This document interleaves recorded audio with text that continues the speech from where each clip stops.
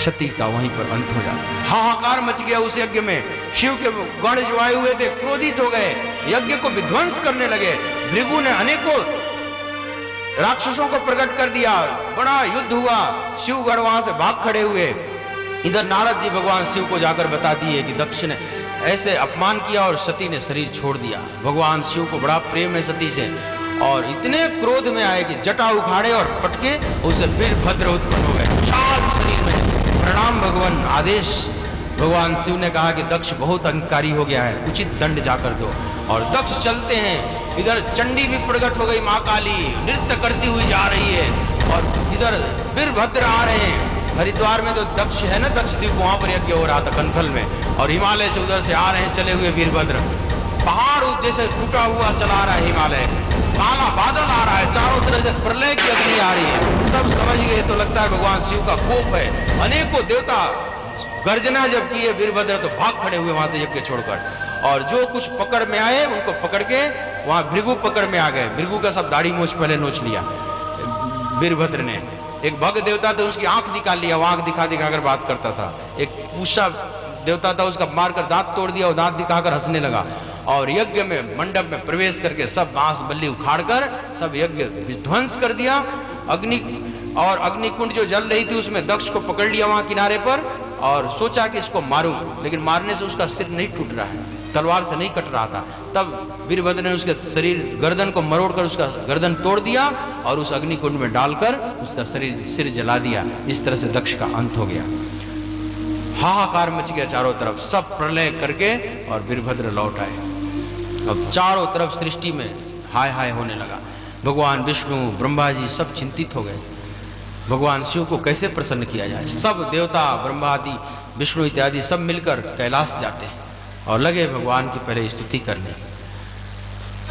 हरि ओम नमः शिवाय, हरि ओम नमः शिवाय, ओम नमः शिवाय, हरि ओम नमः शिवाय, हरि ओम नमः शिवाय, हरि ओम नमः शिवाय, हरि ओम नमः शिवाय, हरि ओम नमः शिवाय, हरि ओम नमः शिवाय, हरि ओम नमः शिवाय, हरि ओम नमः शिवाय, हरि ओम नमः शिवाय। कर्पूरगौरं करुणावतारं संसार सारं भुजगेन्द्रहारं सदा वसन्तं हृदयारविन्दे त्वं भवानी सहितं नमामि। ओम नमः शिवाय, हरि ओम नमः शिवाय, हरि ओम नमः शिवाय, हरि ओम नमः शिवाय। त्वमक्षरं परमं वेदितव्यं, त्वमस्य विश्वस्य परं निधानं, त्वमव्ययः शाश्वत धर्मगोप्ता, सनातनस्त्वं पुरुषो मतो मे। ओम नमः शिवाय, हरि ओम नमः शिवाय, हरि ओम नमः शिवाय, हरि ओम नमः शिवाय, हरि ओम नमः शिवाय, हरि ओम नमः शिवाय, हरि ओम नमः शिवाय, हरि ओम नमः शिवाय, हरि ओम नमः शिवाय, हरि ओम नमः शिवाय, हरि ओम नमः शिवाय, हरि ओम नमः शिवाय, हरि ओम नमः शिवाय, हरि ओम नमः शिवाय। सब स्तुति करने लगे, लेकिन भगवान शिव बहुत जल्दी प्रसन्न हो जाते हैं, इसीलिए उनको आशुतोष कहा जाता है। आशुतोष माने जो शीघ्र तुष्ट हो जाए। आशुतोष तुम अवधर दानी, आशुतोष तुम अवधर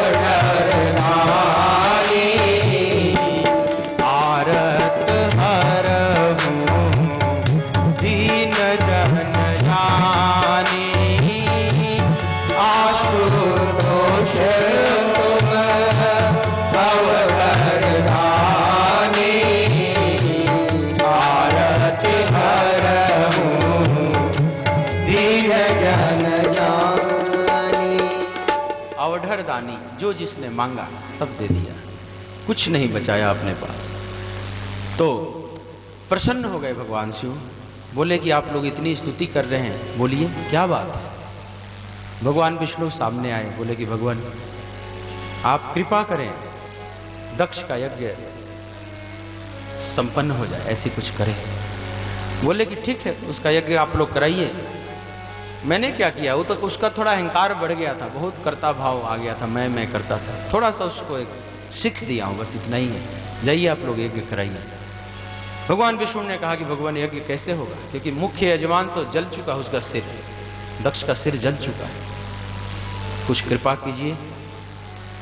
भगवान शिव ने नंदी को आदेश दिया कि जाओ किसी का सिर लेकर आओ। तो एक बकरे का सिर लेकर आ गया और वही सिर जोड़ दिया गया। मैं करने लगा, बहुत मैं करता है ना बकरा, तो ये भी मैं करता था, तो चलो ये बढ़िया। तो जब उसको सिर लग गया तो दक्ष जिंदा हो गया, लगा स्तुति करने भगवान शिव। तो नंदी हंसने लगे, बोले कि मैं तो अगले जन्म में होने का श्राप दिया था, तो इसी जन्म में बकरा हो गया। खैर ये पूषा देवता को बोला कि इसका दांत तोड़ दिया है आपके गणों ने मार। बोले कि ठीक है, पीसा हुआ अन्न खाएं आज से। भग देवता की आंखें निकाल लिया था, क्योंकि आंख दिखाता था। तो हुआ कि इसकी आंखें का क्या होगा भगवान, बोले कि अब मित्र की आंखों से देखा करें। मैंने दिया किसी को ठीक से कुछ नहीं, सब इधर गोलमाल कर दिया। बोले भगवान ने जो मुख्य पुरोहित थे भृगु जी, इनका दाढ़ी मोछ नोच लिया है सब, ये बड़े उदास हैं। देखो डबल दक्षिणा दी जाती है जो मुख्य पुरोहित होता है, तो दाढ़ी और मूछ दोनों नोच लिया तो डबल दक्षिणा हो गई ना उनकी। तो बोले इनके दाढ़ी मूछ नोच लिया है। बोले कि अब इनका दाढ़ी मूछ कहाँ से लगाए, तो बकरे का ही दाढ़ी मूछ लगा दो। तो भृगु का दाढ़ी मूछ यही हो गया बकरे का। इस तरह से सब करके और लौटा दिया, बोला कि जाओ यज्ञ संपन्न करो। फिर यज्ञ हुआ और खूब दक्ष स्तुति किया है, क्षमा मांगा है कि अहंकारवश मैं अपने को सब कुछ करता मान बैठा था प्रभु, मैं तुच्छ जीव, आज से ऐसा न हो प्रभु, ऐसी कृपा करो। और बहुत साष्टांग दंडवत किया, अनुनय विनय किया, भगवान ने सब क्षमा कर दिया। इस तरह से जो सती चरित्र है आचार्य सुखदेव ने राजा परीक्षित को सुनाई। उसके बाद ये तो पुत्रियों की कथा हुई, बोलिए भक्त वत्सल भगवान की जय। अब दो पुत्र हुए ना मनु शत्रुपा के, दो पुत्र कौन थे, प्रियव्रत और उतानपाद, और पुत्रियां थी आकुति, देवहूति और प्रसूति। याद रखना सब, थोड़ा सा ध्यान से सुनना। तो दो पुत्रों में अब उतानपाद की कथा सुनाते हैं, उनका वंश कैसे चला। तो सुखदेव जी कहते हैं कि राजन, दो पत्नियां थी उतानपाद की, सुनीति और सुरुचि। उतानपाद मतलब ये जीव, माँ के गर्भ में होता है तो पेट ऊपर होता है, पैर ऊपर होता है, सिर नीचे। उतानपाद, इसका पैर ऊपर की तरफ हो, यह जीव की दशा है। लेकिन जीव की दो वृत्तियां होती हैं, सुरुचि, सुनीति और सुरुचि। सुनीति माने धर्म और सुरुचि माने मन के हिसाब से चलना, जो मन को अच्छा लगेगा वो चीज उसको चाहिए। तो मन को तो विषय भोग ही अच्छा लगता है। और सुनीति से उत्पन्न हुए ध्रुव नामक एक पुत्र उत्पन्न हुए, और सुरुचि से उत्पन्न हुआ उत्तम, माने मन को जो जो उत्तम उत्तम चाहिए वो संग्रह कर लेता है, उत्तम उत्पन्न हुआ। लेकिन राजा आसक्त था अपनी छोटी पत्नी सुरुचि में। 5 साल के हो गए थे ध्रुव। एक दिन सुखदेव जी महाराज कहते हैं कि एकदा सुरुचे पुत्रम अंकमारोप्य लालयन उत्तमम नानुरुक्षंतम ध्रुवम राज्याभिनंदत। परीक्षित, एक दिन राजा अपने पुत्र, छोटी पत्नी का पुत्र उत्तम को गोद में खिला रहा था। ध्रुव का भी जी किया, पिता के गोद में चढ़ने लगा। लेकिन तब तक जो छोटी पत्नी सुरुचि है वो बैठी हुई थी, रोक दी। बोले कि है पुत्र, तुम गोद में बैठने के अधिकारी नहीं हो, तुमने इतना कोई पुण्य नहीं किया है कि माँ तुम अपने पिता के गोद में बैठ सको, राजा के गोद में।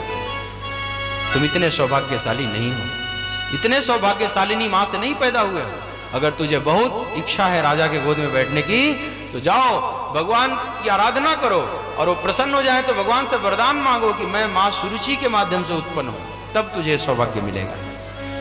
जब ऐसी कठोर वाणी बोली, ध्रुव पिता की तरफ देखने लगे, लेकिन पिता भी सिर झुका लिया, डर से नहीं बोल रहा है। पत्नी के जोरू का गुलाम जिसको कहते हैं ना, ऐसा था तो नहीं बोल रहा, और वहीं से ध्रुव चल देते हैं।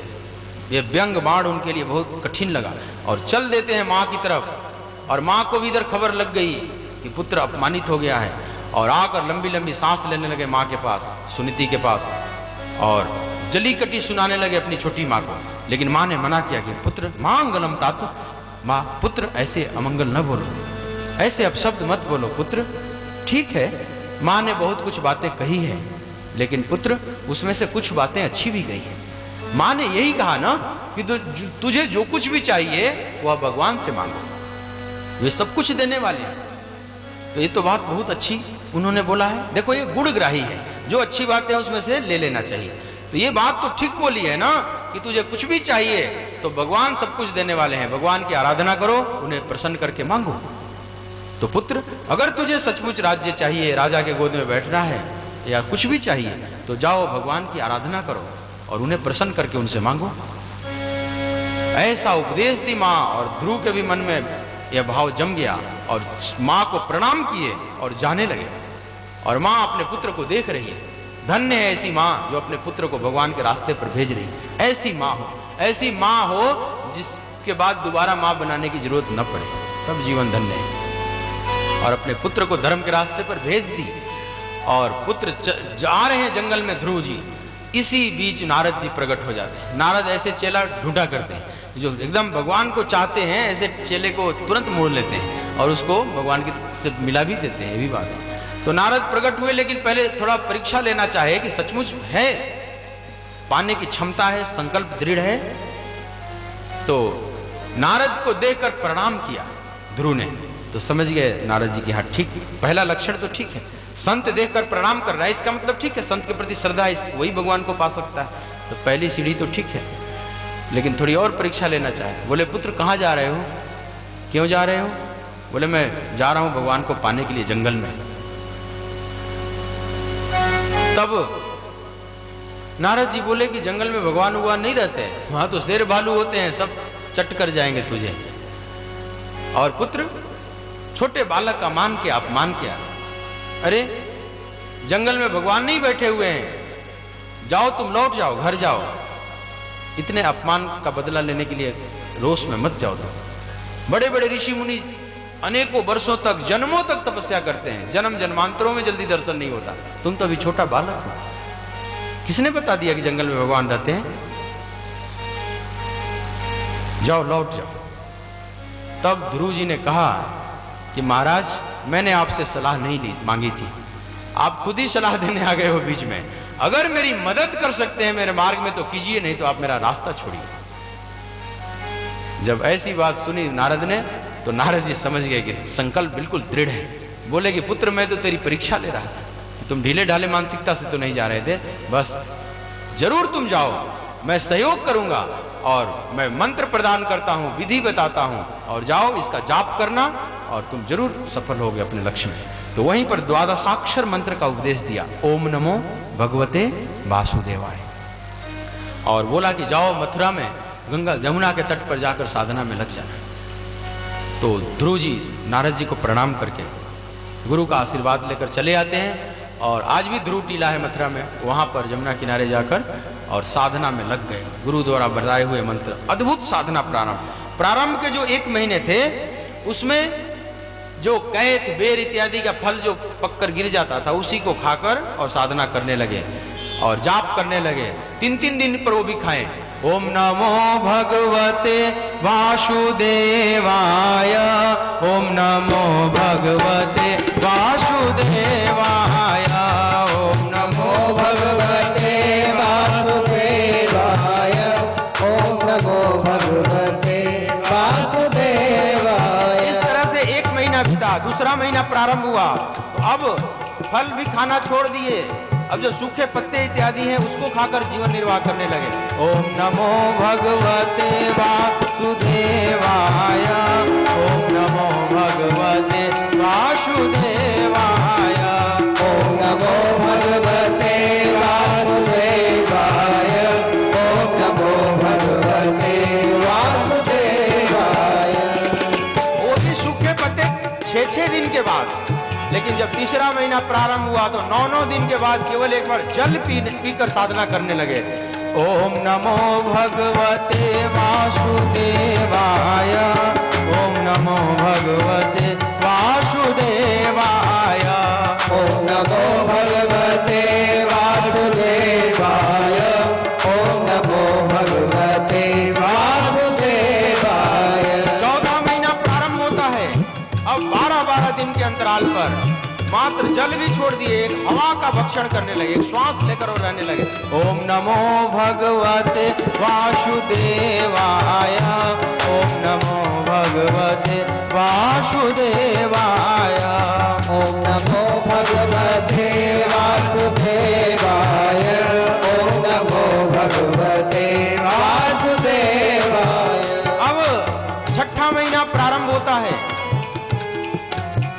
वायु भक्षण भी छोड़ दिए, जो 12 दिन पर एक श्वास लेते थे वो भी छोड़ दिए। अब तो श्वास को भी रोक लिए, एकदम प्राणायाम सिद्ध हो गया इनका, श्वास की गति बंद हो गई और हृदय में भगवान के स्वरूप को पकड़कर और इतना ऐसी धारणा बनाए कि भगवान सर्वव्याप्त है, सबके भीतर वह चैतन्य रूप से व्याप्त है। ऐसी जब धारणा किए और श्वास रोक लिए तो पूरे सृष्टि की श्वास गति रुक गई। यह है धारणा की सिद्धि का फल। मतलब ऐसी धारणा की कि पूरे जगत में परमात्मा व्याप्त है सब में, और अपने श्वास की गति रोककर मैंने तदाकार हो गए पूरे विश्व के साथ। और जैसे ही तदाकार हुए विश्व के समष्टि के साथ, अपने व्यष्टि को तोड़ के समष्टिगत हो गए, उसी समय पूरे समष्टि का श्वास रुक गया और चारों तरफ हाहाकार मच गया। देवता स्तुति किए ब्रह्मा जी की, ब्रह्मा जी भगवान से प्रार्थना। भगवान ने कहा कि आप लोग घबराओ मत, ये ध्रुव के धारणा का परिणाम है, मैं अभी संकट दूर करता हूँ। और भगवान जो हृदय में प्रकट हुए थे वहां से लुप्त हो गए। जैसे ही लुप्त हुआ स्वरूप, अकुलाकर आंखें खोला ध्रुव ने और देखा कि भगवान सामने खड़े हैं, शंख चक्र गदा पद्म लिए हुए। बोलिए भक्त वत्सल भगवान की जय। अब ध्रुव जी भगवान को देख रहे हैं और भगवान भी ध्रुव को देख रहे हैं, दोनों एक दूसरे को देख रहे हैं। कुछ देर तक ऐसे ही देखते रहे, स्तुति नहीं कर रहे हैं ध्रुव। क्यों? क्योंकि अभी पढ़ाई लिखाई तो हुई नहीं थी, कुछ भी वेद का ज्ञान था नहीं। भगवान इस बात को समझ गए, अपने शंख को कपोल से स्पर्श करा दिया, जो ज्ञान का प्रतीक है। सब ज्ञान संचार हो गया, या सब ज्ञान प्रकट हो गया, भीतर से जागृत हो गया। और जागृत होते ही हाथ जुड़ गया ध्रुव जी का और भगवान को प्रणाम करके स्तुति करने लगे कि भगवान, जिन प्रभु ने अपने शंख का स्पर्श करके मेरे अंदर ज्ञान को जागृत किया है, उन्हीं परमात्मा ने मेरे इंद्रियों में और मेरे शरीर में इतनी ताकत दिया जिससे मैं ये साधना कर पाया। प्रभु, मैं अपने बल पर यह नहीं किया, आप ही ने वो शक्ति दिया है जिस प्रकार से अपनी शक्ति से ज्ञान को जागृत कर दिया। भगवान, दुनिया वालों को देखने में तो लग सकता है कि मैंने बहुत कठोर साधना किया है, मुझे बड़ा कष्ट हुआ होगा, लेकिन मैं जानता हूं प्रभु कि जो इन 6 महीनों में मुझे आनंद का अनुभव हुआ है वो कभी अनुभव नहीं हुआ था। बाहर से कठोर दिखाई पड़ रही थी ये साधना, लेकिन भीतर से मुझे कितना आनंद आता। लेकिन यह साधना आपकी कृपा से संपन्न हुई प्रभु, मेरे अपने पुरुषार्थ से नहीं। और हृदय शुद्ध हो चुका है। फिर ध्रुव जी ने कहा कि भगवान, अभी भी एक कलमश बाकी रह गया है, एक तुक्ष राज्य की कामना अभी भी कहीं बाकी रह गई है। जैसे बछड़ा पैदा होता है जब, और उसमें बहुत सी गंदगी लगी रहती है, तो मां ही उसको चाट चाट कर साफ करती है, बच्चे को स्वस्थ करती है। प्रभु, ऐसे राज्य की तुक्ष एक कचड़ा अभी भी लगा हुआ है और वो साफ आप ही करेंगे प्रभु। देखिए अब इनकी दृष्टि में राज्य कितना तुक्ष हो चुका है। और भगवान बोले कि मैं जरूर दूंगा, मैं अपने भक्त को लोक भी देता हूं और परलोक भी देता हूं, मैं सब दूंगा, जो चाहेगा सब दूंगा। जाओ, अब तुम जाओ और राज्य संचालन करो, राजा बनोगे, बहुत काल तक राज्य का उपभोग करोगे और अंत में मुझे प्राप्त कर लोगे। इस तरह से भगवान वरदान देते हुए अंतर्ध्यान हो जाते हैं। अब ध्रुव जी लौट रहे हैं अपने राज्य को, इधर पिता ग्लानि से भरे हुए हैं उतानपाद।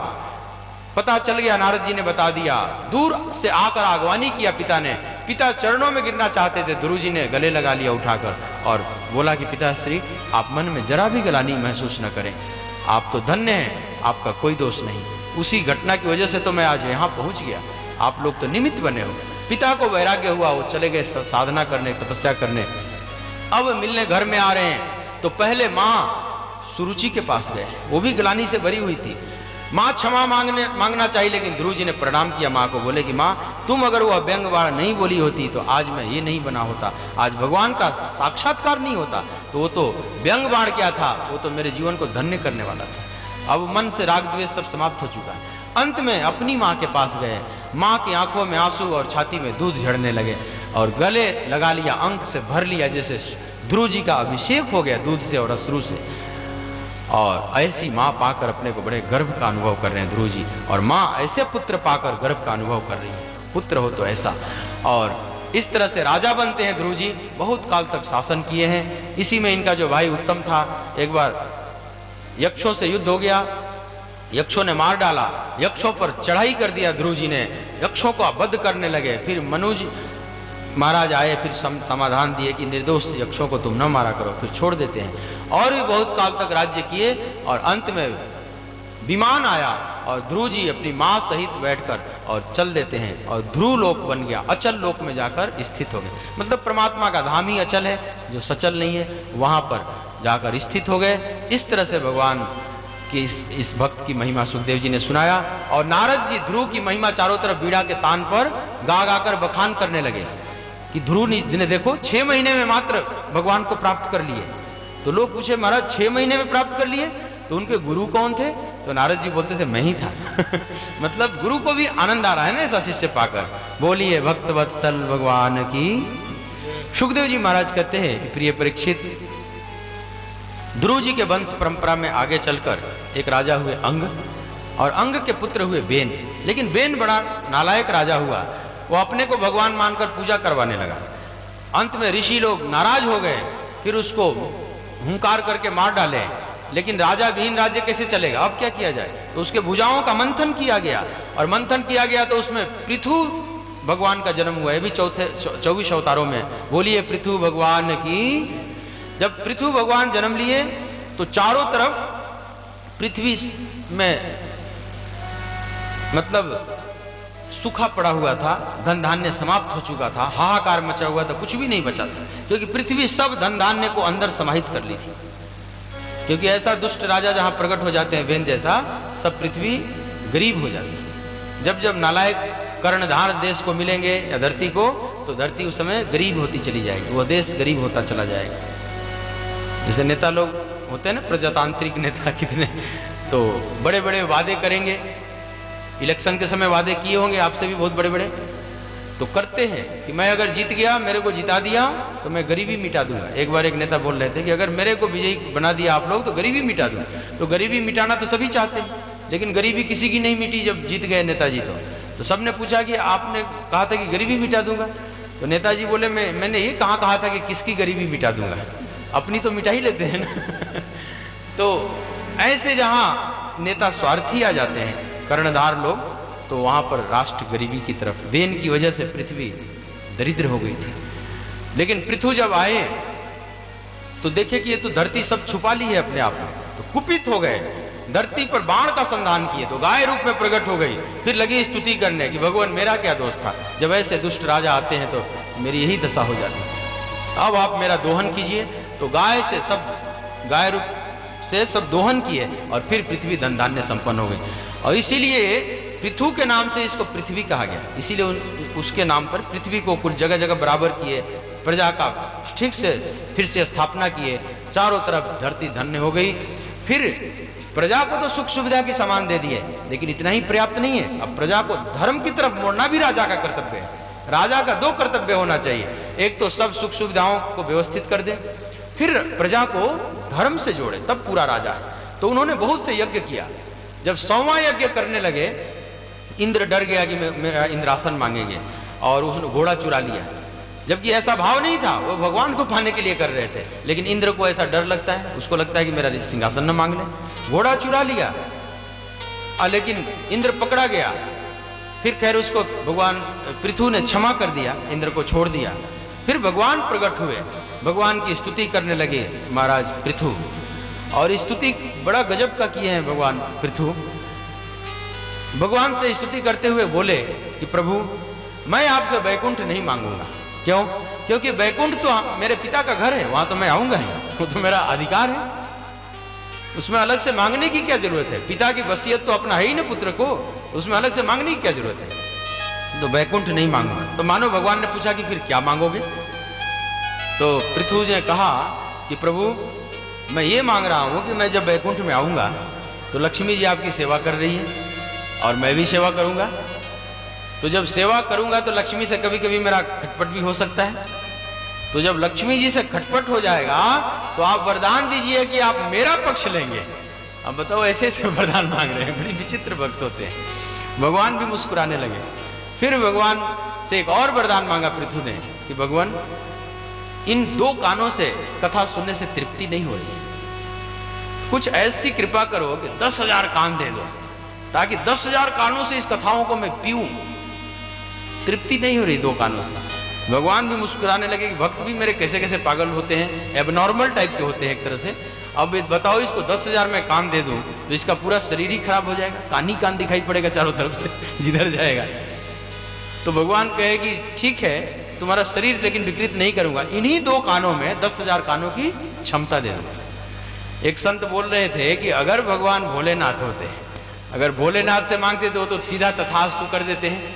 ये तो गड़बड़, ये तो अच्छा था कि भगवान विष्णु है, उन्होंने विचार किया कि भाई इसका शरीर विकृत ना हो, क्षमता दे दो। अब भोले बाबा तो एकदम तथास्तु, जाओ 10,000 कान ले जाओ। तो भगवान ने ऐसा किया कि उनको क्षमता प्रदान कर दिया और इस तरह से वरदान देते हुए भगवान अंतर्ध्यान हो जाते हैं।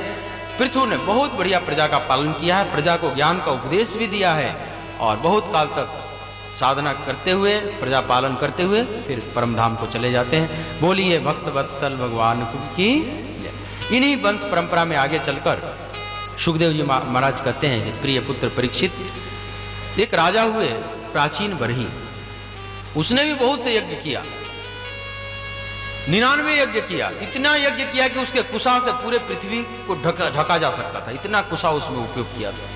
और बहुत से पशुओं की हत्या भी किया, बलि चढ़ाता था, क्योंकि बहुत से कर्मकांडी जो वेद को जानने वाले वो बोल दिए थे कि ऐसे जीव को बलि चढ़ाओगे तो प्रसन्न हो जाएंगे, स्वर्ग मिलेगा।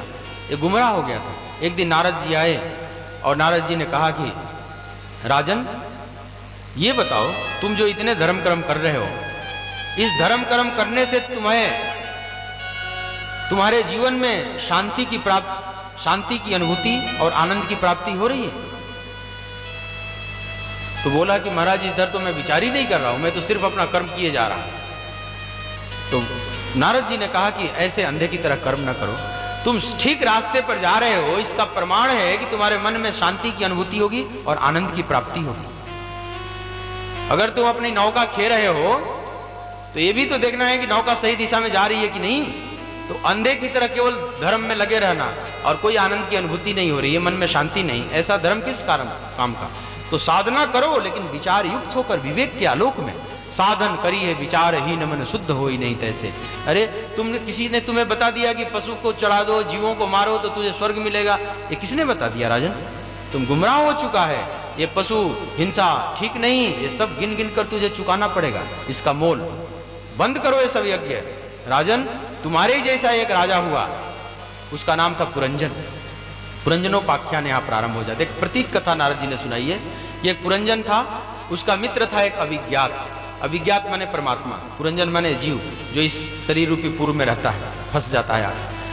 तो दो अविज्ञात मतलब जिसको हम ज्ञात न कर सके ठीक से, जिसको जान न सके बुद्धि से, वो परमात्मा है। एक दिन पुरंजन के मन में हुआ जरा सैर करने का कि हिमालय में जाकर विचरण करूं, लेकिन अज्ञात जो मित्र थे मैंने भगवान, उन्होंने कहा कि जल्दी लौट आना। लेकिन तो जीव गया इस संसार रूपी वन में विचरण करने, लेकिन उसी में फंस जाता है, भटक गया उसी में। फिर देखा कि एक 9 द्वार का एक महल है जिसमें 9 द्वार है। ये मनुष्य शरीर ही 9 द्वार है पूरे देह, इसमें 9 छिद्र हैं, 9 द्वार है।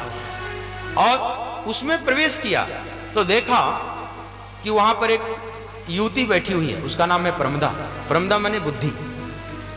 तो उससे पूछा कि तुम देवी कौन हो, तुम्हारे माता पिता कौन है? तो उस कन्या ने बोला कि मेरे माता पिता का मुझे पता नहीं, लेकिन मैं एक सुंदर वर की तलाश में हूं। और पुरंजन ने वर्ण कर लिया उसको। मतलब बुद्धि को भी अपना पता नहीं कि मेरा जन्मदाता कौन है। बुद्धि नहीं समझ सकती, परमात्मा तक नहीं पहुंच सकती, इसलिए उसको अपने ओरिजिन का स्वयं पता नहीं। और इस तरह से जीवात्मा का संबंध बुद्धि से हो गया। मतलब जीव जो शुद्ध चेतन था, बुद्धि जड़ है, और इससे तादात्म्य हो गया, अब जड़ से तादात्म्य हो गया, अपने को ये बुद्धि और शरीर ही मान बैठेगा। अब वो इसकी प्रकृति के साथ अपने को नश्वर मान लेगा, जबकि वो शाश्वत है। अब वो प्रमदा रोती थी तो ये रोता था, हंसती थी तो हंसता था, उसका गुलाम हो गया। अनेकों पुत्र उत्पन्न हुए, उसकी अनेकों सेविकाएं थी, दास दासियां थी, ये सब इंद्रियां हैं, 10 इंद्रियां, ये सब जो है सब सेविकाएं थी उसकी। इसके बाद बहुत काल तक वो रहने लगा। एक दिन जंगल में शिकार खेलने गया बिना बताए प्रमदा को। जब लौट कर आया तो एक कोप भवन में नाराज होकर बैठी हुई थी। मतलब बुद्धि से बिना सलाह लिए अब जीवात्मा कहीं नहीं जा सकता। अब स्वतंत्रता उसकी भंग हो गई, जीव स्वतंत्र नहीं रह गया। अब वो स्वतंत्रता से जो कुछ भी करेगा तो बुद्धि नाराज हो जाएगी। फिर बहुत मनाया, फिर मान गई। इसी बीच चंडवेग नामक एक राजा है, चंडवेग माने काल, वह आक्रमण कर दिया। उसकी जरा नामक एक दासी थी और उसका एक मंत्री था प्रज्वात। मतलब काल की दासी है। जरा माने बुढ़ापा और प्रज्वात माने रोग। ये सब काल के साथी हैं। पहले बुढ़ापा आता है शरीर पर, फिर बीमारियां आ जाती हैं। अब इस तरह से काल धीरे धीरे इस शरीर को तोड़ेगा और आक्रमण कर दिया इस पुरंजन के नगर पर। 5 फन वाला एक नाग था, पहले वो लड़ा, वो सुरक्षा करता था उस नगर की। 5 फन माने 5 प्राण है, प्राण अपान व्यान समान उदान। तो अब पहले तो लड़ता है 5 प्राण, लेकिन एक लिमिट तक ही लड़ सकता है। 5 प्राण शिथिल हो गया, सर थक गया। मतलब अब वेंटिलेटर पर जीव चला जाता है और ऑक्सीजन लगा दिया जाता है अलग से, क्योंकि अब अपना ताकत अपनी नहीं रह जाती फिर श्वास लेने की। अब इस तरह से मरणासन हो गया, आक्रमण कर दिया है काल ने, मृत्यु ने।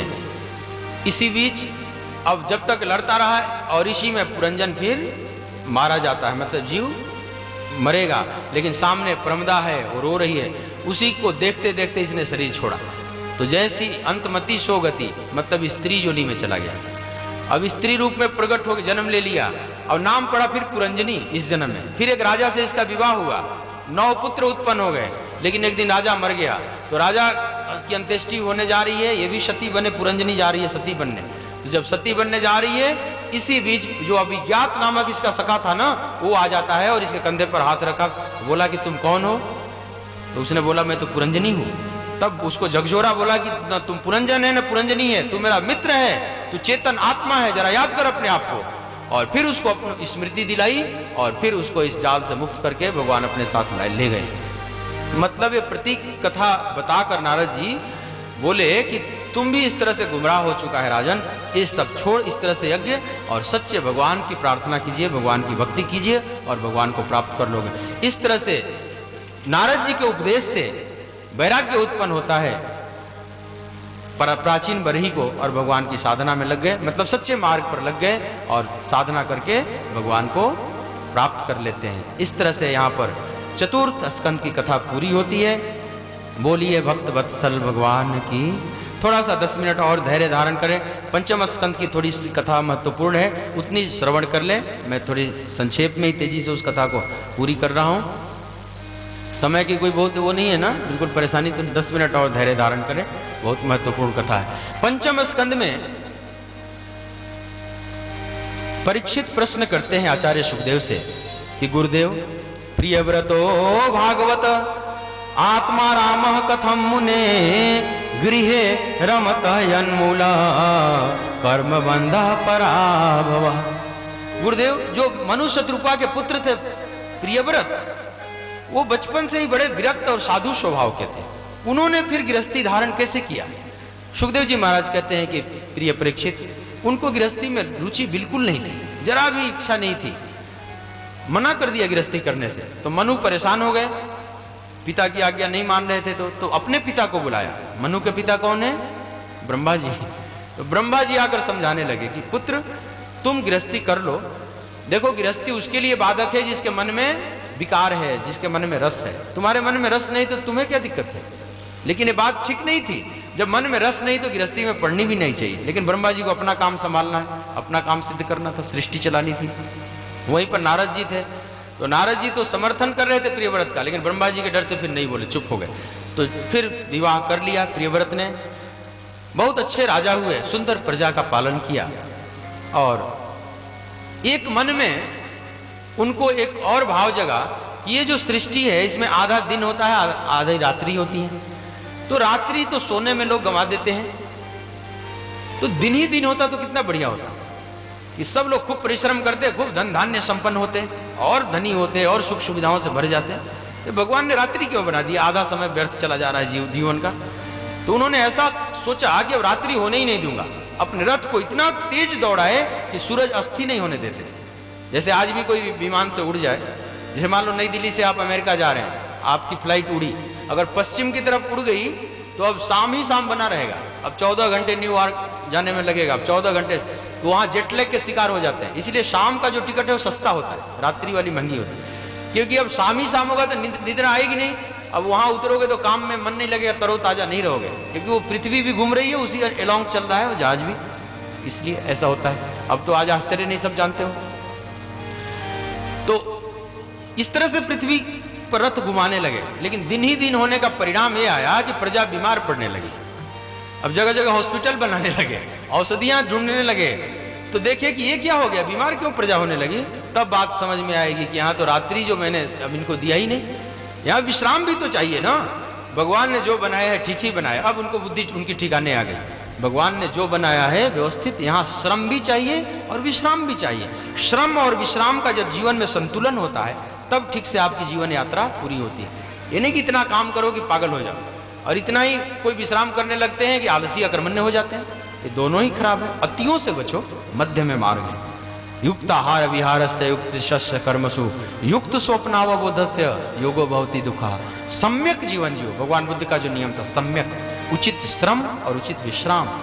तब उनको लगा कि भगवान की सृष्टि बड़ी व्यवस्थित, मैं बेकार इसमें अपनी बुद्धि लगाने लगा। एक व्यक्ति था, गर्मी के दिन में जा रहा था खेतों से, थक गया, आम का एक पेड़ आया, सोचा वहां विश्राम कर लो। बगल में कुल तरबूज इत्यादि लगे हुए थे, सब्जियां लगी हुई थी खेतों में, फल फूल। तो लेटे लेटे देख आकाश में देखा, तो मतलब पेड़ पर देखा तो आम के फल लगे हुए थे। तो उसके अंदर दर्शन सूझने लगा, विचार करने लगा, देखो इतना बड़ा पेड़ और छोटे छोटे फल, और ये पतले पतले बेल हैं और इतने बड़े बड़े तरबूज लगे हुए हैं। भगवान को कुछ बनाने नहीं आया लगता है सृष्टि में, सब उल्टा पुल्टा बना। होना ये चाहिए कि बड़ा पेड़ तो बड़ा फल, पतला बेल तो उसमें छोटे छोटे फल। ऐसे विचार कर ही रहा था, तब तक एक फल टूटकर आम का उसके नाक पर गिर गया। फिर सोचा कि प्रभु आपने ठीक ही बनाया है, अगर ये तरबूज होता ऊपर तो भगवान की जो सृष्टि है ना वो सब व्यवस्थित है, उसमें अपनी बुद्धि न लगाए, यहाँ सब बनाया गया है, सबकी जरूरत है। इस तरह से फिर सृष्टि भगवान के आधार पर चलाने लगे। प्रियव्रत बहुत सुंदर किया, अंत में भगवान को प्राप्त हो जाते हैं। इन्हीं की वंश परंपरा में आगे चलकर राजा नभग हुए, नाभाग हुए, इसी में आगे चलकर एक ऋषभदेव हुए, बहुत ऊंचे महापुरुष। इनके 100 पुत्र हुए। जैन धर्म में इनको प्रथम तीर्थंकर भी मानते हैं। तो 100 पुत्रों को उपदेश दिया एक दिन कि पुत्रों, यह संसार जो प्राप्त हुआ है तुझे, केवल आयु के दिन काट लेने के लिए नहीं है, इसमें भगवान का भजन करके भगवान को पाने के लिए मिला हुआ है। इसलिए जीवन में जल्दी जल्दी सब पूरा करके और बाद में भगवान के भक्ति में लग जानी चाहिए, ऐसा करना। लेकिन केवल उपदेश ही नहीं दिए, उनके जीवन में भी ऐसा था।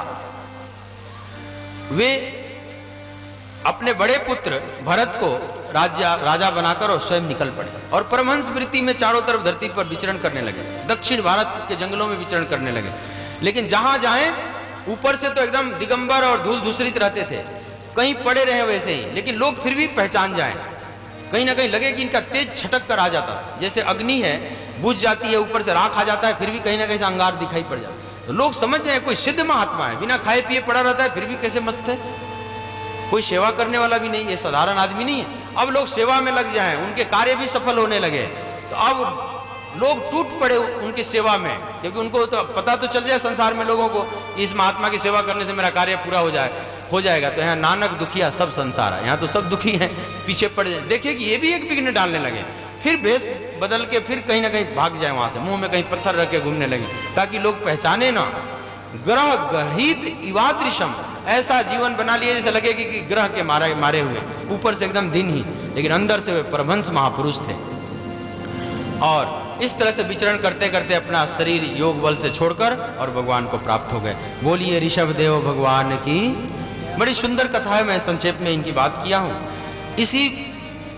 इन्हीं के पुत्र बड़े जो हुए, जो इनके 100 पुत्र हुए, तो बड़े जो पुत्र थे भरत उनका नाम था, वे राजा बने। और बाकी 9 पुत्र और बाकी छोटे छोटे राज्यों के राजा बने। इस तरह से 10 पुत्रों की कथा होगी। 81 पुत्र जो थे वे कर्मकांडी ब्राह्मण बन गए, क्षत्रिय से ब्राह्मण बन गए, इतने उत्तम कर्म वाले थे। और जो बाकी 9 बचे वे योगेश्वर बने, वे भी परमहंस महापुरुष बन गए। इसलिए 9 योगेश्वरों की कथा आएगी एकादश स्कंद में भागवत के। मतलब इनके सारे पुत्र इतने उन्नत निकले, क्योंकि पिता भी बहुत उन्नत था, तो सारे पुत्र बहुत दिव्य हो गए। जिसमें बड़े जो राजा भरत बने, सुंदर राज्य का संचालन किए, उनके नाम पर इस देश का नाम पड़ गया भारतवर्ष। और उनको भी वैराग्य हुआ, फिर अपने पुत्र को राज्य सौंप दिए और राज्य सौंप कर पिता के मार्ग का ही अनुसरण किए। गंडकी नदी के तट पर जाकर कुटिया बनाकर वहीं साधना करने लगे भगवान को प्राप्ति करने की। साधना इतनी बढ़िया चल रही थी कि कभी कभी सुखदेव जी महाराज कहते हैं कि राजन इतने भाव में तन्मय हो जाते थे भगवान के कि पूजा का क्रम कई बार बिगड़ जाता था। जैसे भाव में अधिक आ जाओ तो कई बार उल्टा सीधा हो जाएगा, पता ही नहीं चलेगा क्या पहले करना है क्या बाद में करना है। जैसे रामकृष्ण परमहंस देव जब माँ की पूजा करते थे तो उस समय सब अस्त व्यस्त हो जाता था, वो अपने बस में नहीं थे। तो उसी तरह से क्रम बिगड़ जाता था और बहुत बढ़िया साधना चली, लगभग प्राप्ति के करीब पहुंच गए। लेकिन उसी समय माया ने विघ्न डालना शुरू किया।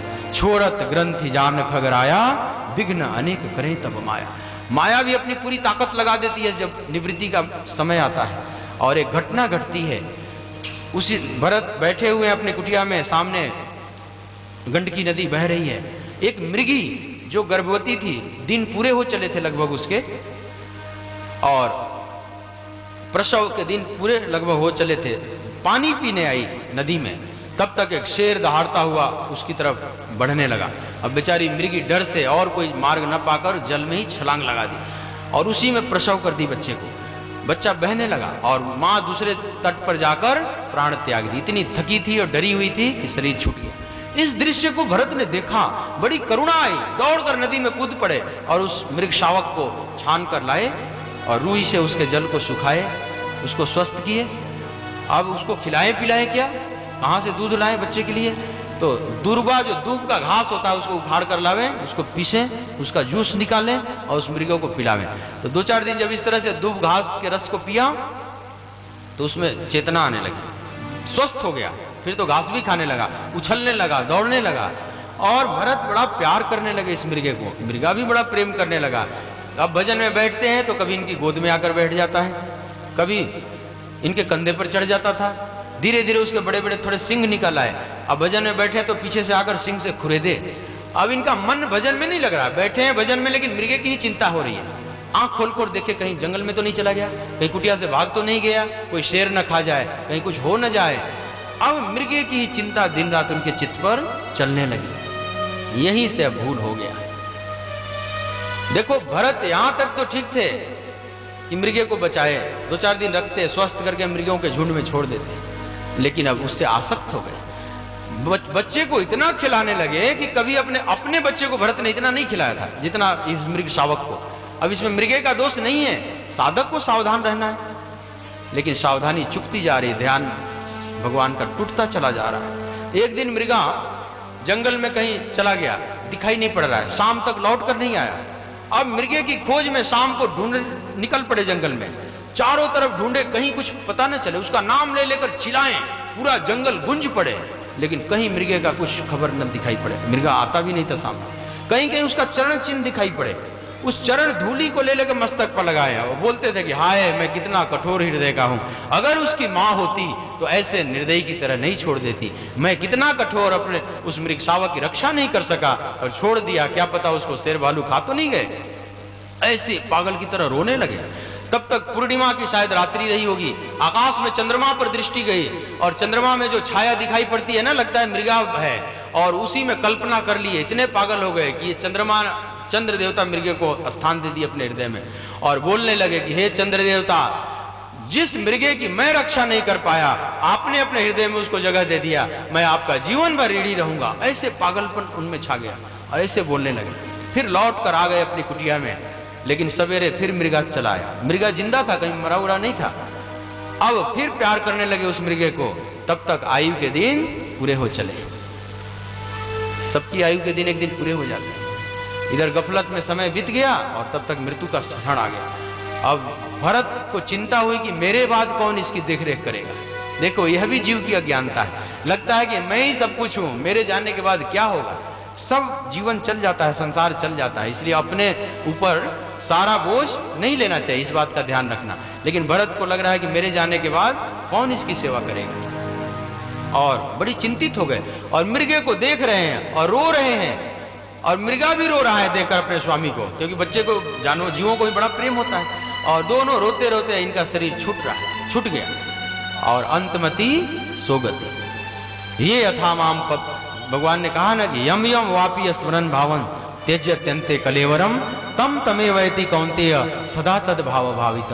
हे अर्जुन, जो जिसका स्मरण करते हुए शरीर छोड़ता है उसकी वैसी ही गति होती है, और वही परिणाम इन पर भी आया।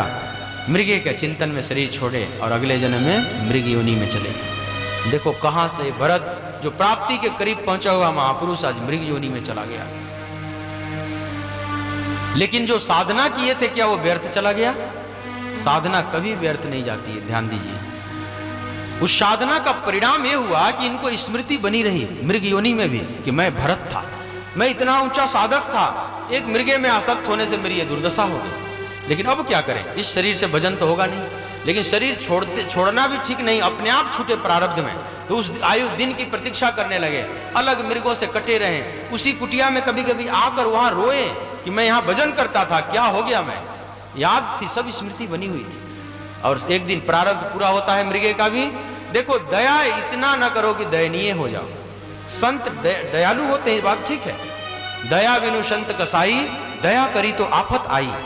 दया अगर ना किया तो संत क्या है, वो कसाई है। लेकिन दया कई बार इतना न कर दे कि वो स्वयं दयनीय हो जाए, ये स्थिति आ गई। दया विवेक के आलोक में हो, जहां उचित हो उतना ही करो। अपनी भजन साधना जहां छूट रही वहां से समझौता नहीं करनी चाहिए, क्योंकि सबसे बड़ी दया और करुणा है अपने ऊपर कि तुम भजन करो। इससे बड़ी दया और करुणा कुछ भी नहीं।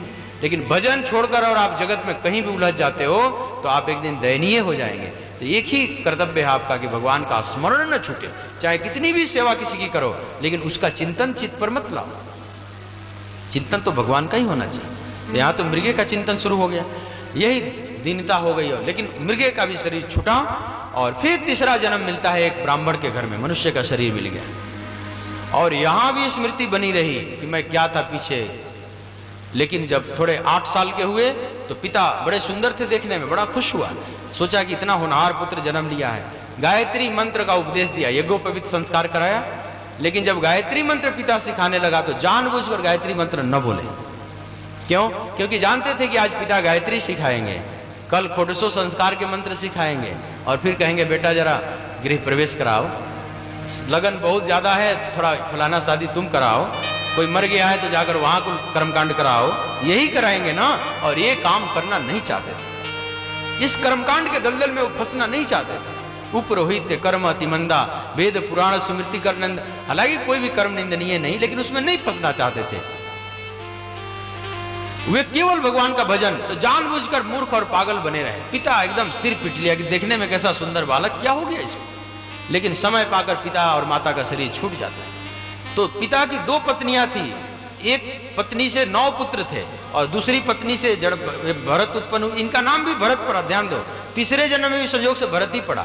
लेकिन सब पागल की तरह रहने लगे तो सब जड़ जड़ कहने लगे, जड़ है, मूर्ख है, तो जड़ भरत कहलाने लगे।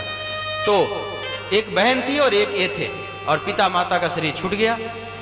वही दशा, पढ़ाई नहीं किए जानबूझकर। जैसे काकभूषण की आपने कथा सुनी होगी ना, कि हारेऊ पिता पढ़ाई पढ़ाई, प्रेम विवश मोहि कछु न सुहाई, सुनु खगेश अस कवन अभागी, खरी शिव सुर धेनु ही त्यागी।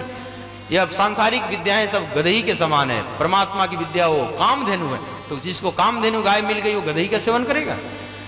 तो हारेऊ, लेकिन प्रेम विवश में कछु न सुहाई, मैं सब जानता था लेकिन हारेऊ पिता पढ़ाई पढ़ाई में। पिता थक गए पढ़ाते पढ़ाते, मैं जानबूझकर नहीं पढ़ता था। अब घर में भाई बहन, भाई और भाभियां सब बची, खाते खूब थे, बड़े तरंगे, मैंने मोटे तगड़े थे शरीर से, लेकिन काम कुछ नहीं करते थे। तो इनकी भाभियों ने अपने पतियों से शिकायत किया कि ये खाता खूब है और काम कुछ नहीं करता, तो कुछ काम कराओ, इसे काम लो। भाइयों ने कहा क्या करेगा, किसी काम का तो है नहीं, मूर्ख है, बज रहे है, न पढ़ाई किया, न इसके पास बुद्धि है। तो पत्नियों ने कहा कि हम लोग बताएंगी ना काम। तो जितने बर्तन भांडे थे ना घर के सब रख दे और कहेंगे इसको साफ करो। अब बर्तन साफ करने लगे, 2-3 दिन तो किए, फिर सोचने लगे जड़ भरत कि अगर यही काम करना था तो इससे बढ़िया तो पढ़ाई लिखाई कर लेता, वही बढ़िया था। जानबूझकर 2-4 बर्तन तोड़ दिए। अब पत्नियां आई, भाभियां आई, हाय हाय करने लगी कि इसने बर्तन तोड़ दिया। अब भाइयों बुलाई अपने पतियों को, भाई सब आकर डांटने लगे क्या कर दिया। जड़ भरत बोले कि मैं जानबूझकर थोड़ी किया हूं, हाथ से छूट गया और टूट गया, मैं क्या करूं। भाई बड़े नाराज हुए और लात मारकर निकाल दिए घर से, भागे यहां से। जबकि देखो इनका भी हक था, इसमें हिस्सा था, लेकिन निकाल दिए, वो निकाल दिए तो चले गए। अब जाकर क्या करने लगे तो गांव में मजदूरी करने लगे, लेकिन दिन भर ना करें, 1-2 घंटे करें, जितना से उनको भोजन मिल जाए केवल, और पेट भर जाए तो बस घूमने लगे। फिर किसी का थोड़ा काम कर दें, फिर जितने से रोटी मिल जाए, इस तरह से जीवन व्यतीत करने लगे।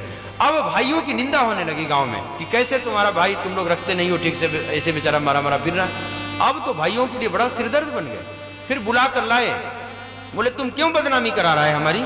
बोले मेरा क्या दो, आप ही लोगों ने मारकर निकाला था घर से, तो मैं चला गया था, मेरा क्या दो। अब तो भाई का सिरदर्द बन गया कि इसको ना घर में रखते बन रहा है, तो निकालते बन रहा है। ये तो बड़ा अजीब हो गया, क्या कराए, क्या किया जाए इसके साथ। फिर देखे कि भाइयों ने देखा कि हट्टा कट्टा शरीर है, तो काम तो खेतों में कर सकता है, तो खेतों में ले गए और हाथ में फावड़ा दिए। बोले कि देखो उधर जो जमीन ऊंचा है ना, उधर की मिट्टी इधर जिधर गड्ढा है उधर बराबर करो, खेत को बराबर करो, शाम तक करना, हम लोग शाम को आएंगे देखने के लिए। चले गए कहकर, लेकिन कोई काम है ढंग से नहीं करते थे, जानबूझकर। अब उल्टा कर दिए, जिधर गड्ढा था ना उधर की मिट्टी उठाकर ऊपर लगा दी और पहाड़ बना दिए। शाम को सब भाई आए, देखे कि ये क्या कर दिया। तो बोले मैंने तो काम तो किया ही है, अब मेहनत तो पूरा किए थे, इसमें तो कोई नहीं कर सकता आलस वाला काम। बोले मूर्ख, तुमको हमने कहा था कि इधर की मिट्टी उधर करो, उल्टा कर दिया सब और गड्ढा बना दिया उधर। बोला मुझे क्या पता, मैं तो भूल गया। अब तो भाई और परेशान हो गए कि जड़ भरत तुम्हें हो क्या गया है, तुम इतना मूर्ख है। फिर फसल, बोले कि अच्छा चल फसल की रखवाली कर। तो वहां भी मना किसी काम के लिए ना करे, ध्यान दो, यही उनका फार्मूला था, मना किसी काम के लिए नहीं, लेकिन कोई काम ढंग से नहीं करेंगे। ये अब आपको भी घर से अगर निकलना है तो ये फार्मूला जड़ भरत वाली अपना लो। वैसे निकलोगे तो सब कहेंगे कि तो कुल के दीपक थे, हाय हाय कर। लेकिन अगर बैरा के घर से हो, दिल टूट जाए घर वालों का, तो ये फार्मूला है कि मना किसी काम के लिए मत करो, लेकिन कोई काम ढंग से मत करो। एक दिन दिल टूट जाएगा, घर वाले निकाल देंगे घर से। तो फसल की रखवाली के लिए रखा, तो चुप होकर वहां ध्यान में बैठ गए। बोले मैं कौन होता हूं, भगवान की चिड़िया और भगवान के खेत, खा लो चिड़िया भर पे, मैं बीच में कौन आता हूं रोकने वाला। अब भाई लोग आके देखे कि गाय घुसी हुई है, नीलगाय घुसी हुई है खेत में, चिड़िया सब खा रही है फसल, है पागल बैठा हुआ यहाँ पर कुछ बोल भी नहीं रहा और खिला रहा है सबको, आओ। अब भाइयों का धैर्य का बांध टूट गया। बोले कि जड़ भरत तू आंखों से ओझल क्यों नहीं हो जाता, तुम तो हम लोगों के लिए गले की हड्डी बन गया है, ना भीतर जाता है ना बाहर आता है। अब तू आंखों से ओझल हो जाता तो बड़ी शांति मिलती। तुम धरती का भार है, भार, तू क्यों नहीं चला जाता। बस इसी दिन की प्रतीक्षा कर रहे थे जड़ भरत। अब दिल टूट चुका है सही सही, अंदर से देखो बहुत अवधूत महापुरुष हैं, और बोले कि अब मैं आप लोगों को नहीं दिखाई पड़ूंगा। और वहीं पर नेत्र बंद करके उन लोगों को मनी मन आशीर्वाद देते हुए और चल देते, फिर अब सामने नहीं आएंगे कभी। और जंग विचरण करने लगे पूरे पृथ्वी और पागल की तरह। अंदर से परमहंस वृत्ति में स्थित हो चुके हैं महापुरुष। इसी बीच जंगल के रास्ते से गुजर रहे थे। जंगलों में एक डाकू रहता था। डाकुओं का जो राजा था उसको कोई पुत्र नहीं था। किसी ने बताया कि किसी की बलि चढ़ा दो किसी मनुष्य को, देवी को, तो पुत्र प्राप्त हो जाएगा। कोई इस तरह से तांत्रिक बता दिया था। तो एक मनुष्य को पकड़ कर लाए थे सब। तो किसी दिन बलि अब चढ़ाने वाला दिन आने वाला था। सवेरे बलि चढ़ेगी, बेचारा रात भर डरा हुआ था। किसी तरह से छूटकर भागा, और भागा तो पीछे से सब सैनिक पीछा किए, लेकिन ऐसा तेजी से भागा प्राण बचाने के लिए कि फिर पकड़ में नहीं आया। तब तक जड़ भरत पर निगाह पड़ गया उन सैनिकों की। देखा ये व्यक्ति बड़ा हट्ठा कट्ठा है, उससे भी बढ़िया, इसको ले चलो, मेरा सरदार भी बड़ा खुश होगा। और इन्हीं को पकड़ कर लाए। मना तो करते नहीं थे, ले चलो तो ले चलो, जहां ले चलो। अब बलि चढ़ाने के लिए पहले इनको खूब खिलाया पिलाया गया। जो खिलाते थे सब खा गए। इनका तिलक चंदन किया, गले में फूल माला डाला। इनको जैसे कोई परवाह ही नहीं, शरीर से अब अलग हो चुके हैं, इनको कोई फर्क नहीं पड़ता, कोई भय न कोई चिंता। वेदी पर गर्दन रखा गया, तलवार निकाल लिया उन लोगों ने मारने के लिए। लेकिन जैसे ही मारने के लिए तैयार हुए, देवी की सत्ता हिल गई। मां रणचंडी काली प्रकट हो गई, उस देवी की प्रतिमा फट गई और मां काली प्रकट हुई और इतनी कुपित हो गई कि देखते देखते सबके सिर को काट दी वहां पर। और उनके मुंडों से खेलने लगी गेंद की तरह। जड़ भरत को लगा कि अभी तक सिर कटा नहीं, बात क्या है। तब निगाह उठाकर देखे तो यहाँ दूसरा ही दृश्य है, बाकियों का सिर कट चुका है और माँ एकदम कुपित है, एकदम गेंद की तरह खेल रही है इनके सिरों से।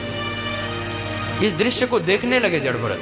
फिर माँ ने ही क्षमा मांगा कि आप क्षमा कीजिए, आपको कष्ट हुआ, मेरे को आने में देर हुई।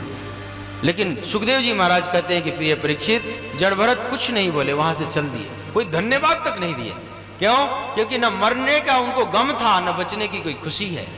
शरीर में वो है ही नहीं, विदेहावस्था में स्थित है, इसलिए धन्यवाद देने जैसी कोई बात ही नहीं। वहां से चल देते, ये पूर्ण महापुरुष थे एकदम से। और फिर विचरण करते हुए जंगल में जाने लगे।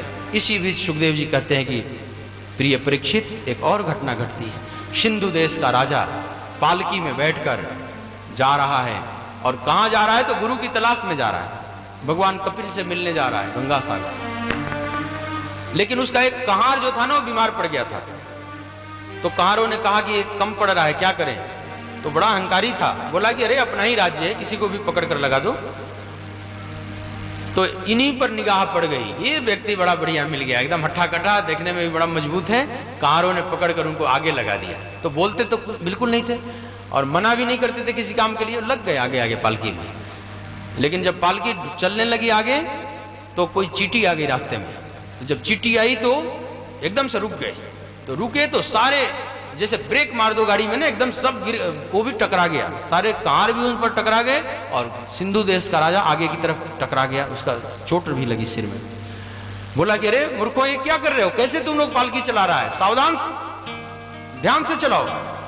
उन लोगों ने बोला महाराज हम नहीं कर रहे हैं, ये जो नया आया है ना, उसकी वजह से ऐसा हुआ। बोले उसको बताओ ध्यान से चलावे। बोले भाई जरा ठीक से चलो, तू बोलता भी नहीं है, कौन तुम, ठीक से चलो जरा। लेकिन वो बोलते तो थे नहीं, लेकिन कोई काम ढंग से नहीं करेंगे, ध्यान रखो, मना भी नहीं करेंगे। फिर तब तक कोई चींटी आ गई। अब लगा कि पांव उस पर पड़ेगा, इसलिए लंबा अपना पैर बढ़ाते हैं कदम, और जब बढ़ाए तो बलवान तो थे ही, सब खींच गए कहार उनके साथ, और सिंधु रघुगढ़ टकरा गया पीछे की तरफ पालकी में जो राजा था। अब बोला कि अरे मूर्खों, ये क्या कर रहे हो तुम लोग होश में हो कि नहीं? फिर बोले महाराज हम लोगों का दोष नहीं, ये जो नया आया है। बोले उसको समझा, उसको बता कि मैं कौन हूं, मेरा परिचय दो ठीक से, उसको शायद नहीं पता। बोले कि अरे ये राजा है यहाँ के, हम लोगों को दंडित किए जाएंगे, हम लोग दंडित किए जाएंगे तुम्हारी वजह से, तुम कौन हो भाई, तू जरा होश में चलाओ। लेकिन बोलते फिर भी नहीं। फिर पालकी आगे बढ़ती है, फिर कोई कीड़ा आ गया। अब कीड़ा आया तो उछल गए ऊपर की तरफ, उछले तो पालकी में बैठा हुआ रघुगण भी उछल गया, उसका सिर टकरा गया। अब तो धैर्य का बांध टूट गया, पालकी से सिर को बाहर निकाला और लक्ष्य करके जड़ भरत को कहने लगा कि अरे थोड़ा व्यंग में बोलने लगा, अहो कष्ट, बहुत दुख की बात है, तुम बहुत दुबले पतले हो, तुम बहुत देर से पालकी ढो रहे हो, थक चुके हो, तुम भूखे प्यासे हो, ऐसा व्यंग बोलने लगा। और बोला कि ठीक से पालकी चलाओ, नहीं तो ऐसी मरम्मत करूंगा कि जिंदगी भर भूल नहीं पाओगे। तुझे पता है मैं कौन हूं? मैं सिंधु देश का राजा हूं, तो ठीक से चला, नहीं तो ऐसी सजा मिलेगी कि फिर जिंदगी भर याद रखोगे। जब ऐसी बात बोलने लगा, तब जड़ भरत ने सोचा कि अब बहुत चुप रहना भी ठीक नहीं, अति चुप होना भी ठीक नहीं, आज कुछ बोलना पड़ेगा, नहीं तो लोग कहेंगे कि जिसको कंधे पर लिया जड़ भरत ने वो भी मूर्ख रह गया राजा। और वहीं से खड़े खड़े उपदेश प्रारंभ हो जाता है। देखो कंधे पर पालकी लिए हुए हैं और वहीं से उस राजा को लक्ष्य करके उपदेश देने लगे कि त्वयोदितम व्यक्तमभि प्रलब्धम भर्तु समेस्या यदि वीर भारः गंतुर्यदि स्यादधिगम्य मध्वा पीवेति राशो न विदाम प्रवादः। राजन, आपने जो कहा है, मैं कोई शिकायत नहीं कर रहा हूं, लेकिन तुम्हारे प्रश्नों का उत्तर दे रहा हूं सिर्फ। राजन, आपने कहा कि तुम बहुत दुबले पतले हो ना। राजन, आत्मा में दुबलापन और मोटापन नहीं होता है, ये शरीर का धर्म है। राजन, तुमने कहा कि तुम बहुत भूखे प्यासे हो। राजन, आत्मा में कोई भूख प्यास नहीं, ये सब शरीर में होता है। राजन, तुमने कहा कि तुम बहुत देर से चल रहे हो, तुम थके हुए हो, तो राजन आत्मा में भी कोई गमनागमन नहीं है, आत्मा में कोई थकावट नहीं होती, ये शरीर का सब शरीर में होता है थकावट। और राजन, तुमने कहा कि मैं ऐसी चिकित्सा करूंगा कि जीवन भर याद रखोगे। राजन, चिकित्सा तो उसकी की जाती है जो बीमार है। मैं तो शुद्ध चेतन आत्मा हूं, मैं शुद्ध स्वस्थ हूं, मेरे में कभी बीमारी ही नहीं, तो तुम किसकी चिकित्सा करोगे? और राजन, अगर यदि तुम मानते हो कि मैं मूर्ख और पागल हूं, तो मैं मूर्ख पागल तो हूं ही, मेरी चिकित्सा करके तुम क्या कर लोगे? पीसे हुए को पीस कर क्या करोगे? मैं तो मूर्ख हूं ही। और राजन, तुमने एक बात कही कि मैं राजा हूं। अरे कौन राजा और कौन प्रजा, ये सब व्यवहारिक सत्य है, लेकिन परमार्थिक सत्य में न कोई राजा है न कोई प्रजा है। आत्मिक दृष्टि से देखोगे तो सब बराबर है, यहाँ कोई छोटा है न बड़ा है। जब ऐसी बात बोली जड़ भरत ने, अब राजा तो बुद्धिमान तो था ही, समझ गया कि कोई साधारण मनुष्य नहीं है, तो कोई दिव्य सिद्ध महापुरुष हैं, और कूद पड़ा पालकी से, चरणों में गिर पड़ा और लगा क्षमा मांगने कि भगवान आप कौन हैं? मुझे बड़ा भय लग रहा है, संतों के अपमान से मुझे बड़ा भय लग रहा है। आप इस जड़ और पागल के भेष में कौन है? क्या कोई अवधूत दत्तात्रेय है? क्या आप भगवान कपिल हैं जिसको मैं ढूंढने जा रहा था? आप ऋषभदेव हैं? आप कौन हैं? मुझे पहचान में नहीं आ रहे, लेकिन आप कोई साधारण नहीं है, आप परिचय दीजिए राजन। लेकिन जड़ भरत चुप हैं, नहीं बोल रहे हैं। तब एक कूट प्रश्न कर दिया राजा ने, ताकि अब तो देंगे कोई जवाब। तो फिर राजा कहता है कि भगवान, आपने कहा कि आपको कोई कष्ट नहीं होता। कष्ट कैसे नहीं होगा? शरीर का संबंध आत्मा से है, तो शरीर पर जब कष्ट होगा तो आत्मा को क्यों नहीं कष्ट का अनुभव होगा?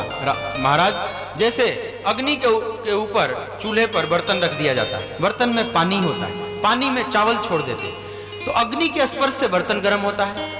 बर्तन जब गर्म होता है तो फिर पानी भी गर्म होता है उसके संपर्क में, पानी गर्म होता है तो चावल गर्म होकर भात बन जाता है। तो महाराज, इसी तरह से शरीर का संबंध इंद्रियों से है, इंद्रियों का शरीर मन से है, मन का संबंध बुद्धि से है, बुद्धि का संबंध आत्मा से है। तो महाराज, जब शरीर पर कष्ट होगा तो इंद्रियों को भी अनुभव होगा, मन को भी होगा, बुद्धि को भी, और बुद्धि से आत्मा जुड़ी हो तो आत्मा को भी क्यों नहीं होगा? आप बताइए। ऐसा एक प्रश्न रख दिया। लेकिन ध्यान दें, अगर कोई साधारण महात्मा होता तो बड़ा खुश होता कि बहुत वेदांत का कूट प्रश्न रखा है। लेकिन जड़ भरत ने पहले फटकार लगाई, उसको डांट लगाई, और जड़ भरत बोले कि अकोविदः कोविदवाद वादान वदस्थो नाति विदाम वरिष्ठः न सूरयो हि व्यवहारमेनं तत्वामर्षेण सहमाननन्ति। अरे राजन, अकोविदः कोविदवाद वादान, तुम हो तो मूर्ख, लेकिन तुम ज्ञानियों की तरह बात करता है। देखो, एक फकीर महापुरुष और एक सिंधु देश के राजा को ऐसे मूर्ख कहता है। संत की करुणा है यह, वो किसी भय से नहीं से बोला, लेकिन मूर्ख बोल सकता है। और संत की इस कठोर वाणी को जो सहन कर ले वो धन्य हो जाता है। सिद्धों की गाली और घी की नाली समझ लो, जो पी गया वो तर गया। इसलिए संत कभी डांटे तो तुम अपना अहोभाग्य समझो कि संत ने डांटा। और आजकल संत चापलूसी बहुत करते हैं, मीठी मीठी बात बोलते, कहीं भक्त टूट न जाए, कहीं सेठ जी भाग न जाए हमारे को छोड़कर। ऐसा नहीं, संत बड़ी करुणा है, वो डांट नहीं, करुणा है। तो यहाँ पर ये विरक्त महापुरुष जिसके पास कुछ नहीं है, पालकी अभी भी लिए हुए कंधे पर, और वो बोल रहा है कि तुम मूर्ख हो, अकोविदवान, लेकिन बोलता है तुम विद्वानों की भाषा। अरे तुमने जो तर्क रखा है यह विद्वानों की सभा में शोभायमान नहीं होगा। राजन, तुम कहते हो कि आत्मा को क्यों कष्ट नहीं होगा? जैसे अग्नि, बर्तन, पानी, बटलोही वाला उदाहरण दिया। अरे आत्मा का संबंध शरीर से ऐसा नहीं है जैसे बटलोही और पानी की बात कर रहा है। राजन, तुम सर्वव्याप्त सत्ता है आत्मा, एक परम ब्रह्म परमात्मा छोड़कर इस जगत में और दूसरा कुछ है ही नहीं। जब दूसरा कोई कुछ है ही नहीं तो यह तुम्हारा उदाहरण वहां नहीं लगेगा। राजन, कोई भी लौकिक उदाहरण एकांश में घटाया जाता है, पूर्णांश में वहां नहीं घटता। कोई भी लौकिक उदाहरण से आत्मा और ब्रह्म का संबंध सिद्ध नहीं किया जा सकता। तुम इन लौकिक उदाहरणों के माध्यम से तुम ब्रह्म तत्व को समझना चाहता है? अरे ऐसा नहीं है राजन, तुम कितना भी बुद्धि से समझना चाहेगा नहीं समझ सकता जब तक तेरी बुद्धि शुद्ध नहीं होगी। जब तुम्हारे बुद्धि में वैराग्य और परमात्मा के प्रति सच्चा अनुराग नहीं जन्म लेगा तब तक तू नहीं समझ सकता। राजन, वह क्षेत्रज्ञ आत्मा तब समझ में आता है जब ठीक से भगवान के प्रति अनुराग उत्पन्न हो और किसी महापुरुष का सानिध्य प्राप्त करो, किसी महापुरुष के चरणों की सेवा करो बिना महत पाद रजोभिषेकम। किसी महान पुरुष के चरण रज से जब तक अभिषेक नहीं करते हो तब तक तुम्हारा हृदय शुद्ध नहीं होगा। मतलब महापुरुष की जब तक सेवा नहीं करता तब तक तुझे ठीक ठीक आत्म तत्व तो समझ में नहीं आएगा। और राजन, अभी तो तेरे मन में वैराग्य भी नहीं, अभी तेरे को धन पर बहुत पकड़ है। मानो रघुगण पूछ रहा है कि महाराज कैसे, तो जड़भरत ने कहा कि तुम इन बेगार कहारों को, इन कहारों को बेगार में खटा रहा है, ठीक से इनकी मजदूरी भी नहीं दे रहा, इसका मतलब है कि तुम्हारी पकड़ धन पर है। तो अभी तुम्हारे में धन पर पकड़ है, तो तुम धर्म में कैसे यात्रा कर सकते हो? तब तक परम धर्म परमात्मा को तुम नहीं समझ सकता। अरे इन बेगार कहारों को ठीक से मजदूरी दो, इनसे जितनी सेवा ले रहे हो उससे ज्यादा करके दो, कम मत दो, नहीं तो इन गरीबों की आह तेरे साधना को भस्म कर देगी। राजन, इन गरीबों को कभी सताना मत, इनको कभी बेगार में मत खटाना, ध्यान दो, ये सबके लिए बात है। कई बार जाते हैं, मैं देखा हूं वृंदावन में बांके बिहारी का दर्शन, सेठ साहूकार जाते हैं बड़ी बड़ी गाड़ी लेकर, और इधर बांके बिहारी और कोई रिक्शा करेंगे तो रिक्शा वाला 20 रुपया मांग रहा है तो उसको कहेंगे नहीं 18 ले लो। 2 रुपये के लिए खूब लड़ाई जद्दोजहद करेंगे। मान लो 2 रुपया ज्यादा दे दोगे तो क्या हो जाएगा, बेचारा गरीब है, उसके काम में आ जाएगा। लेकिन जब बांके बिहारी का दर्शन करके आएंगे तो सीधा टूट कर पड़ेंगे लस्सी पीने के लिए और टिक्की खाने के लिए। उसमें पैसा ऐसे बहाएंगे, उसमें पैसा में उनको मोह नहीं आता, वहां 2 रुपये के मोल मोलाई नहीं करेंगे। लेकिन गरीबों से बहुत मोल मोलाई ऐसा नहीं करना चाहिए। गरीब को थोड़ा ज्यादा बढ़ा कर दे, तो टिप्स दो, थोड़ा आदत डालनी चाहिए, उपहार दो। अच्छे लोग उपहार देते हैं कि मान लो गरीब रिक्शा वाला, चलो 20 रुपया का तय हुआ है, 5 रुपया और दे दो, इसको ले जाओ, 10 रुपया और दे दो। ऐसी आदत डालो, अपने अंदर उदार भाव लाओ। नहीं तो यहाँ जड़भरत कहते हैं कि नहीं तो इन गरीबों की आह तेरी साधना को भस्म कर देगी। राजन, तुम्हें धन पर बहुत पकड़ है, तुम अभी अधिकारी नहीं है, तुम छोड़, वैराग्य उत्पन्न करो और ठीक से तुम हरि और गुरु की चरण उपासना करो, तब जाकर तुम समझोगे इस आत्म तत्व को। इन साधारण उदाहरणों से और साधारण बौद्धिक तर्क कर लेने से कोई नहीं समझ सकता। और राजन, तुम्हें बहुत अहंकार है कि मैं राजा हूं, तो सुन लो मेरे बारे में भी, मैं भी किसी जन्म में राजा था। अपनी बात बताते हैं कि अहम पुरा भरतो नाम राजा, विमुक्त दृष्ट श्रुत संग बंध, आराधनम भगवत इह मानो, मृगो भवम मृग संगात तार्थम। राजन, मैं भी पिछले जन्म में भरत नामक राजा था, तुम तो छोटा राजा, मैं तो चक्रवर्ती सम्राट था। अहम पुरा भरतो नाम राजा। लेकिन राजन, एक मृगे में आसक्त होने के कारण मैं मृग योनि में चला गया, फिर मेरा यह जन्म मिला मनुष्य शरीर में। लेकिन अब मैं भटकना नहीं चाहता था, कहीं से भी माया को मैं अंदर आने नहीं देना चाहता था, और मैं समाहित चित्त होकर लगा, और आज मैं अपने स्वरूप में स्थित हूं। राजन, अगर तुझे भी भगवान को पाना है तो छोड़े क्षुद्र दृष्टि की मैं राजा हूं, कोई हीन है, कोई श्रेष्ठ है। पारमार्थिक दृष्टि से सब दिव्य आत्मा है, ये सब अहंकार को बढ़ाने वाला है। तुम प्रजा को अपने ही स्वरूप देखो, अपने से अलग किसी को मत देखो, छोटा बड़ा का भाव छोड़ो और महापुरुष की शरण लो, और ठीक से साधना करोगे तब जाकर अपने आप सिद्ध हो जाएगा कि आत्मा को कैसे कष्ट नहीं होता, कैसे गमनागमन नहीं है, कैसे उसमें कोई बीमारी नहीं है, कैसे उसको थकावट भूख प्यास नहीं होती है। सब तब समझोगे, केवल तर्क करने से नहीं समझ सकते, वो तर्कातीत है। जब ऐसी बात कही, जड़भरत ने चरणों में साष्टांग रघुगण लेट गए, स्तुति करने लगे, और इस तरह से उपदेश देकर वहां से चले जाते हैं। जड़भरत कहाँ जाते हैं इसका वर्णन नहीं आता, और फिर साधना में लग जाता है रघुगण। ध्यान दें, यह रघुगण कोई और नहीं, वही मृगा है। भरत का स्पर्श पाकर, इनका पुण्य प्राप्त करके वो राजा बन गया, मनुष्य योनि में आकर राजा बन गया, और इस भरत मृगे का संपर्क पाकर ये नीचे गिर गए, मृग योनि में चले गए। तो संगत से गुण होत है, संगत से गुण जात, बास फास अरु मिश्री, एक भाव विका। तो संगत से गुण भी होता है, दोष भी, तो अच्छी संगत, तो अच्छी संगत का परिणाम आया कि मृगा धन्य हो गया, और जड़भरत बेचारे 2 जन्म का और धक्का लग गया उनको। तो अच्छा हो कि अच्छी संगत करें। यहाँ पर इस तरह से जड़भरत और रघुगण की कथा पूरी करते हैं आचार्य सुखदेव। आगे कुल भवाटवी और नरकों का कुछ वर्णन किया गया है। इस तरह से पंचम स्कंद की कथा यहाँ पर विश्राम को प्राप्त होती है। कल की कथा में, जो चतुर्थी दिवस की कथा है, बहुत महत्वपूर्ण है। छठे स्कंद की कथा में आप सुनेंगे अजामिल उद्धार की कथा, वृतासुर की कथा, 7वें स्कंद में भक्तराज प्रहलाद की कथा, 8वें स्कंद में गजेंद्र मोक्ष, समुद्र मंथन, और उसमें अनेकों अवतार होंगे। उसमें फिर वामन अवतार की कथा भी होगी, और इसमें प्रहलाद चरित्र में भगवान नरसिंह अवतार की कथा, कई अवतार होंगे।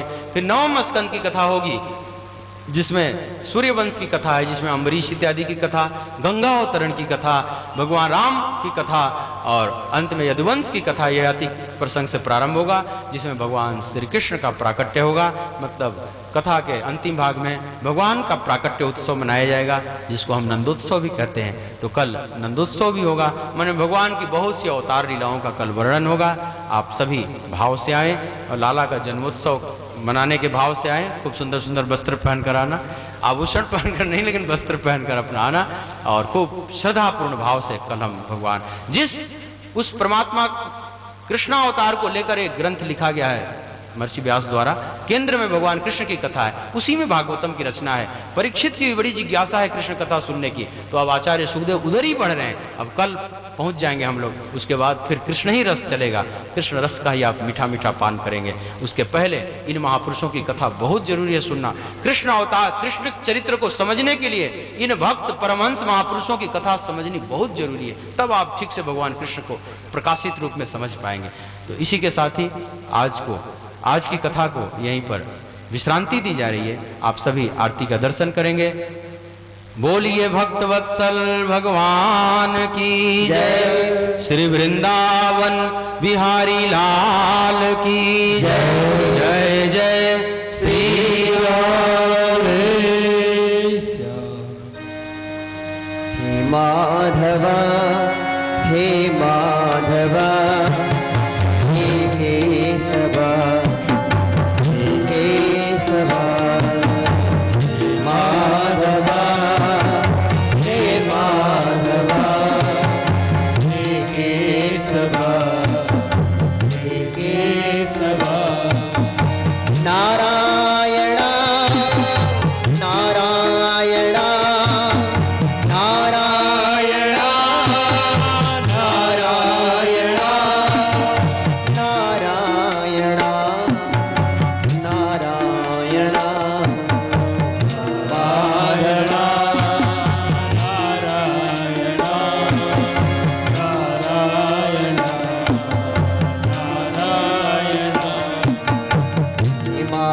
आप सभी खड़े होकर आरती का दर्शन करें।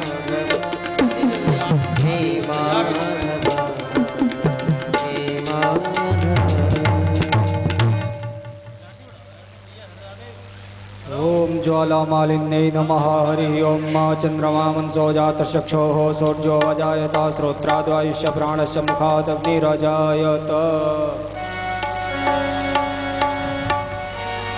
आरती अति पावन पुराण